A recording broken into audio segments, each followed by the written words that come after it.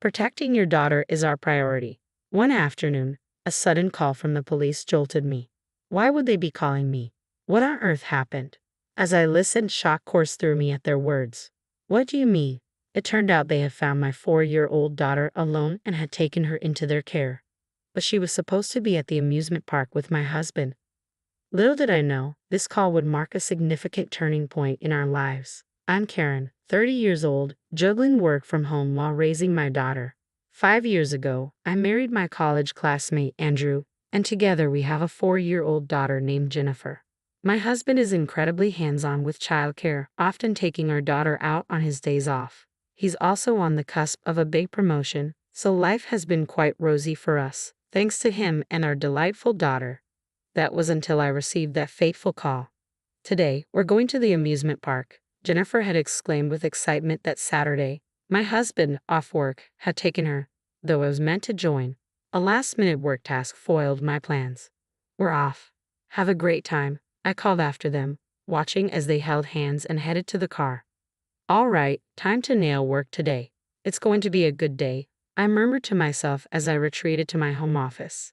2 hours later, as I was about to take a short break, I noticed my phone ringing. Since it was lunchtime, I'd assumed it was my husband.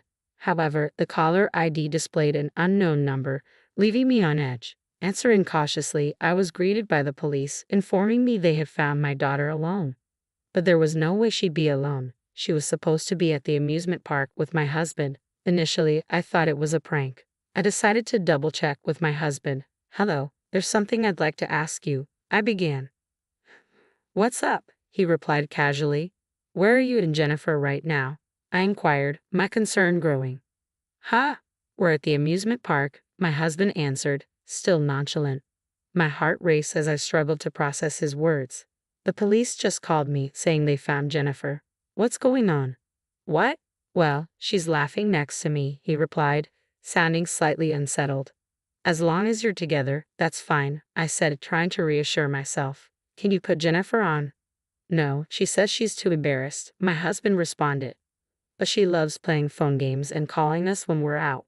There's no way she'd be embarrassed, I countered, feeling my trust in my husband waver. Are you sure?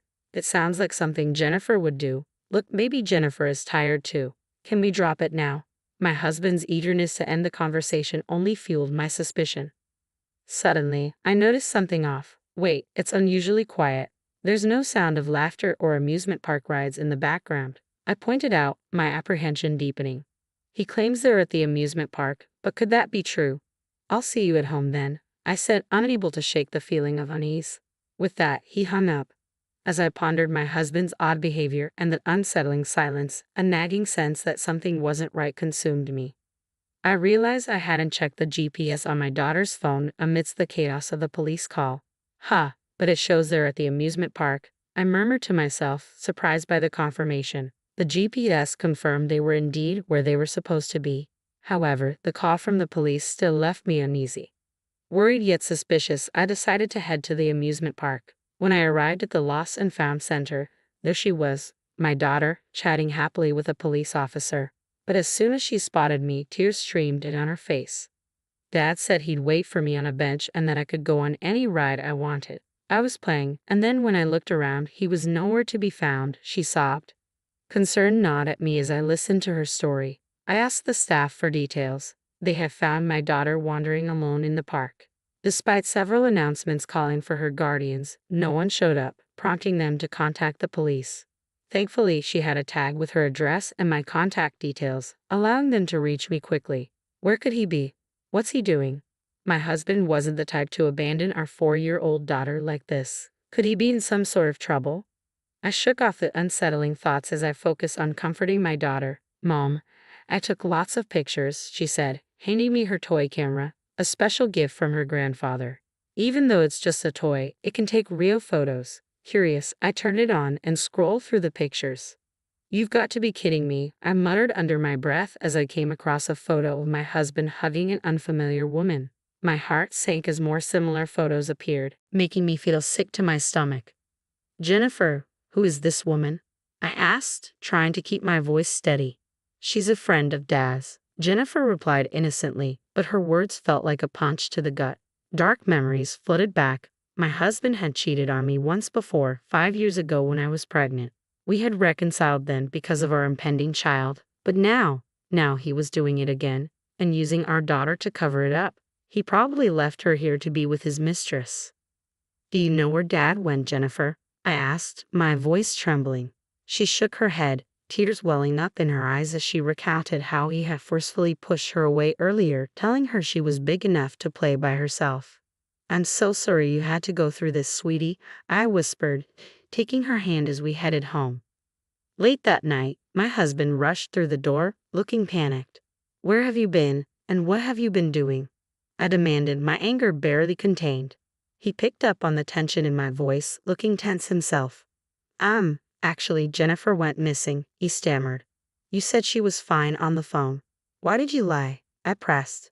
I didn't lie, he insisted, but his words rang hollow in the air. I never imagined it would take this long to find her. It's been over 6 hours since that phone call. He's probably been out with his mistress all this time. It's clear he's lying. Don't you think it's odd you didn't notice the park announcement? I confronted him. How do you know about that? He asked, looking uncomfortable. The police called me when I went to pick up Jennifer at the amusement park. The staff told me, I replied, watching his silence confirm my suspicions. He wasn't there, leaving our daughter stranded at an amusement park to be with his mistress. It's unforgivable. I've made up my mind to get back at him, I declared firmly. Fine, just don't do it again, he said, visibly relieved. Okay, I replied, deciding to let him think he's off the hook for now. Meanwhile, I've been up to something. A month later, I found myself in Los Angeles, not for vacation or work, but to catch my husband red-handed with his mistress. Having a good time on your trip with your mistress? I confronted them as they walked hand in hand. They both turned around, their faces filled with shock. You can't talk your way out of this, Karen. What are you doing here? Weren't you supposed to be on a business trip today? He stuttered. That's not it. She's a colleague from work, he tried to explain. Oh, really? I called your office. They confirmed you took the day off? I countered, watching him grow increasingly rattled, his eyes darting around as if seeking a way out of his own lie. How did you even find out I was here? He finally asked. Remember the GPS on Jennifer's phone? I put it in your car, I replied, feeling a mixture of satisfaction and betrayal. I showed him my phone screen, displaying the location of a car parked nearby. Using a hidden camera is so underhanded. Who's the underhanded one here? The only reason you'd be worried is if you had something to hide, I accused, my frustration evident. Or is this you finally admitting it? I continued, my voice trembling with anger. That's not it, he retorted, his fury palpable. He cheats and yet blames me, I thought, rendered momentarily speechless by his audacity. Do you even have proof that I cheated? He challenged, his tone dripping with disdain. Well, about that, I trailed off before shoving a photo in his face. What is this? Look familiar, I demanded, my voice rising. This is from when we went to the amusement park. But how do you have this picture?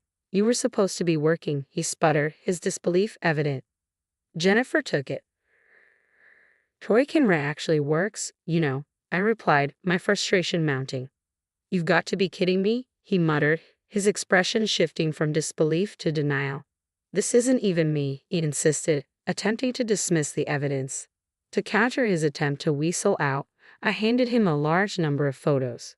There were so many of them that they seemed to overflow from his hands. I'll admit the toy camera doesn't take the clearest photos, so I took these myself to make sure, I explained, watching his face pale as he saw the photos clearly showing him with his lover.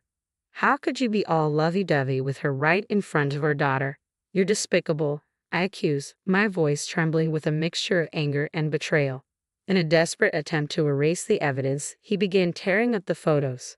But I had anticipated his move. Too bad these are all copies, I declared triumphantly, watching his face fall as the realization sank in. I've got the original stored safely, I declared, my anger palpable as I glared at him. He looked defeated, but I decided to deal another blow. You've got a big promotion coming up at work, don't you? I asked pointedly. What's your point? He replied, his voice strained. How do you think spreading these photos would affect that? I pressed. His face gradually turned paler as he realized the implications.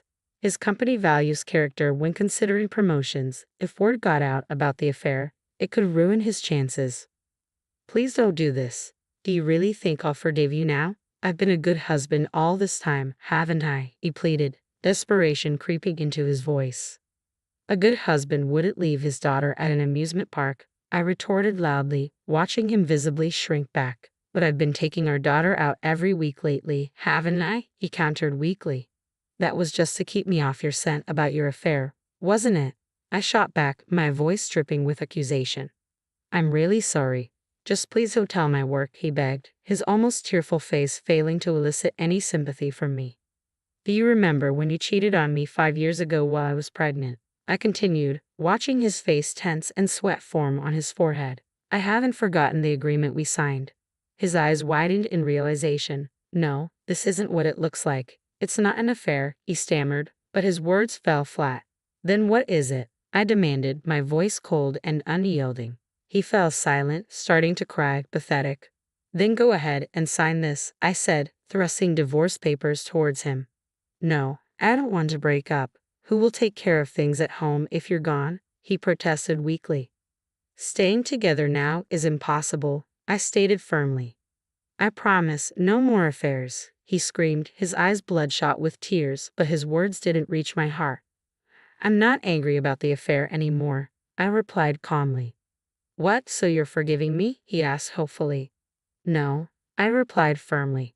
What I'm angry about is you putting our daughter in danger. My husband fell silent, tears streaming down his face. And another thing, I continued, my voice steady, you don't have a place in anyone's life anymore. What do you mean? He asked, confusion evident in his voice. While you were gone, I told your parents, your coworkers, and everyone in your usual hangouts about what you've done. Everyone knows now, I explained. Hearing this, my husband buried his face in his hands, overwhelmed with despair. I don't even want to see your face, so make sure you fill this out, I said, handing him divorce papers. My husband looked up at me, his face a mess of tears and snot, resembling a child. I left him there and walked away. A month later, the news reached his company, and they revoked his promotion because of the agreement we had. He had to give up his assets with an additional $220,000 in damages and $400 a month in child support. He's barely making ends meet now, having to change jobs to a company with a terrible work environment just to earn a higher salary. He's working nonstop. Meanwhile, I've moved back to my parents' home with our daughter, doing my best as a single mom. Next year, my daughter will start preschool, and I'm looking forward to seeing her grow anew.